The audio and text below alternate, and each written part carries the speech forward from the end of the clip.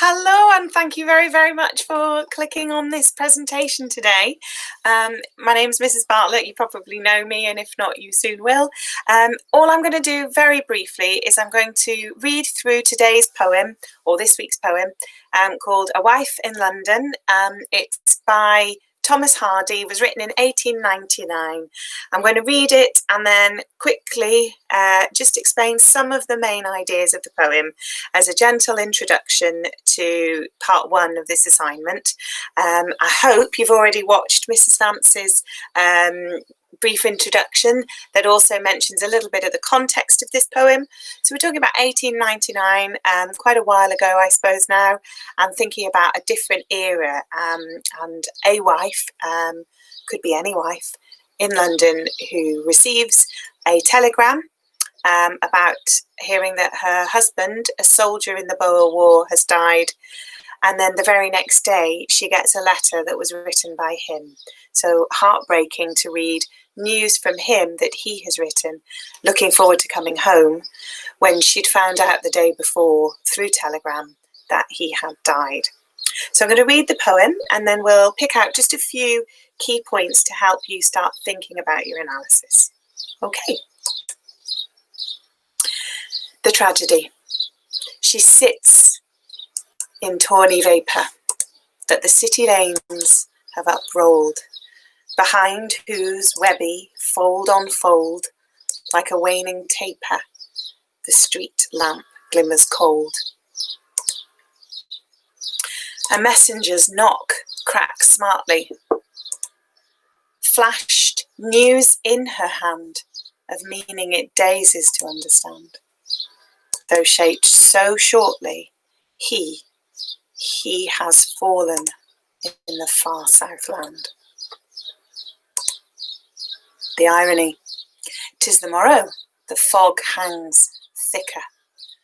The postman nears and goes. A letter is brought, whose lines disclose by the firelight flicker his hand, whom the worm now knows. Fresh, firmed, penned in highest feather, page full of his hoped return, and of home-planned jaunts of break and burn in the summer weather, and of a new love they would learn. Okay, so I've read it through to you and I hope the picture clues maybe helped with some of the older, more old-fashioned perhaps language that some of you might have heard and some of those words you might not. So now we're just going to very quickly understand what the poem is about, kind of line by line, but I'm actually just going to pick out some really key points, tracking through from the beginning, middle and then end. So I've highlighted the first part of the first line there. So the tragedy is that she is alone at the moment in London. So she is sitting, waiting for her husband's return from war. So she'd be feeling quite sad.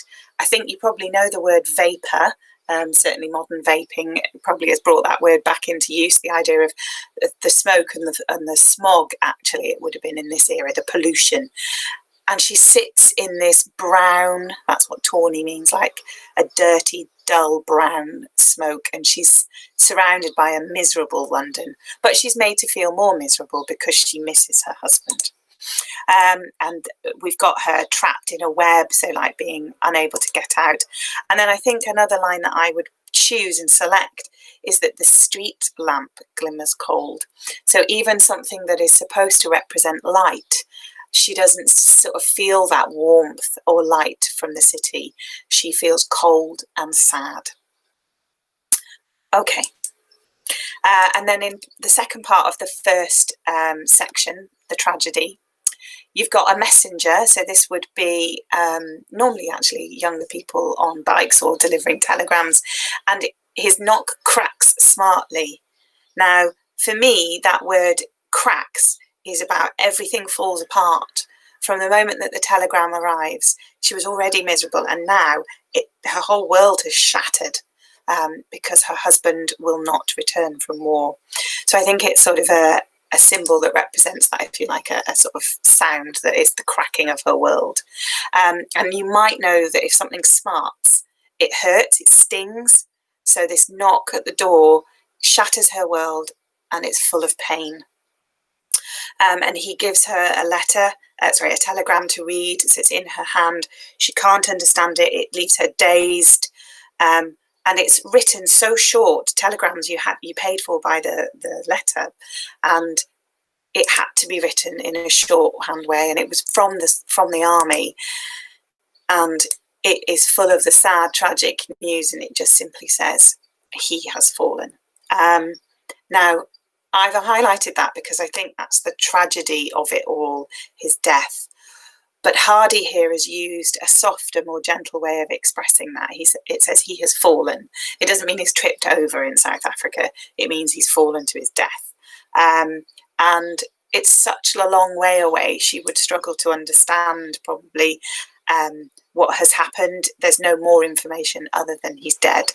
And it's a long way off. If you look at that little picture there, you can see the Southland is referring to South Africa, where this Boer War, BOER, Boer, was taking place. And he's dead, and he's a long way away, and his body is lost completely to her now. And then the irony. So this is part 2 of Hardy's poem, where irony is a sort of a coincidence that is a bit too pointed. It's a painful coincidence in this case.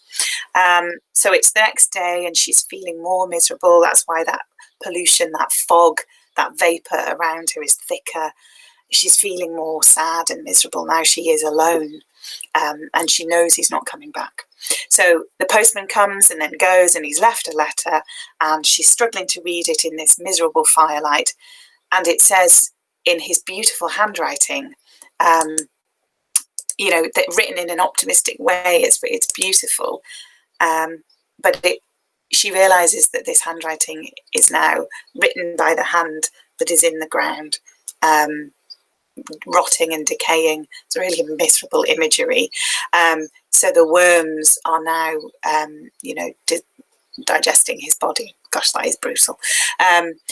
And I think that if you don't know already, Hardy was against the war. If you haven't picked up on that, he thinks it was a terrible, tragic waste of life. So this is quite an anti-war poem, because we're left understanding how painful it is for wives, a wife, any wife, left behind. And then the second and last part of the irony is how this young soldier that had hoped to come home wrote this letter to his wife. It was all very optimistic. It's a language in here like hoped, and he plans these jaunts. Now you might not know the word jaunt. It means to go out on a day trip. So he planned to come home, and that's why I've highlighted that phrase, because he never will now return home. So this home planned jaunt cannot come true. He'd hoped to have day trips in the summer weather, and that cannot happen, and that's thoroughly miserable for the wife and for us reading the poem. And then the last line, where it refers to a new love that they would learn. So future tense here, the idea that he, when he wrote the letter, was planning a future with her together, possibly, as the picture I chose suggests, maybe planning children, planning a new future together, these day trips, falling back in love together when he comes home from war. Only, of course, he doesn't. So that's the poem in its entirety, picked through just a few key quotes. Really, you don't need to do too many. Beginning, middle, end. Just hoping now that you understand what the poem's about. It's about a wife who has terrible news in a telegram, and then the next day gets a letter from her husband. So that makes it even worse, clearly pointing out how much Hardy disliked the idea of war. Okay, thank you, Year 10. That's it.